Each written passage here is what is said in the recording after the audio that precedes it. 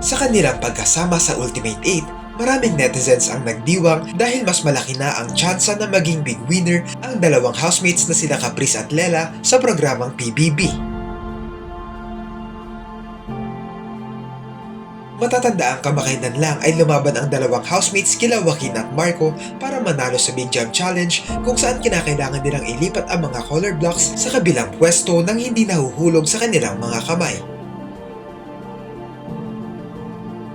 Noong una ay maraming mga viewers ang kinabahan para kina Caprice at Lela lalo pat parehas silang babae at ang makakalaban nila ay mga lalaki.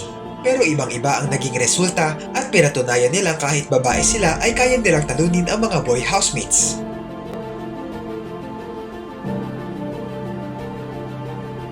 At dahil sa pagkapanalo nilang ito, tiyak na paghahandaan ng mga supporters nila ang pagboto para maging big winner silang dalawa. Congratulations, Lela!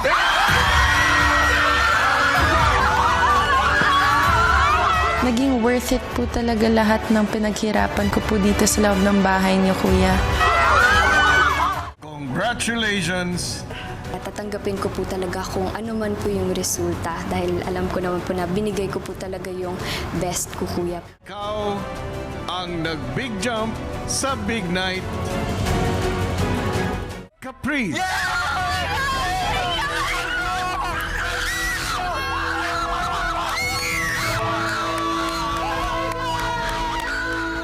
Ako po masayang-masaya po talaga ako, lalo na po't nakikita ko rin po yung housemates na masaya rin po sila para sa akin. Matatandaan din sa buong pananatili nila sa bahay ni Kuya, isang beses lang naging nominado si Caprice at iyon ay noong matalo sila sa Ligtas Challenge at hindi dahil binoto siya ng mga kasama sa bahay.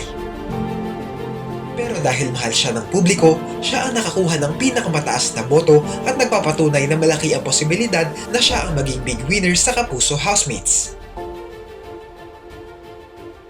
Samantala, simula umpisa hanggang sa pagtatapos ay hindi kailanman na-nominate si Lela na nagpapakita lang kung gaano kaganda ang pag-uugali nito.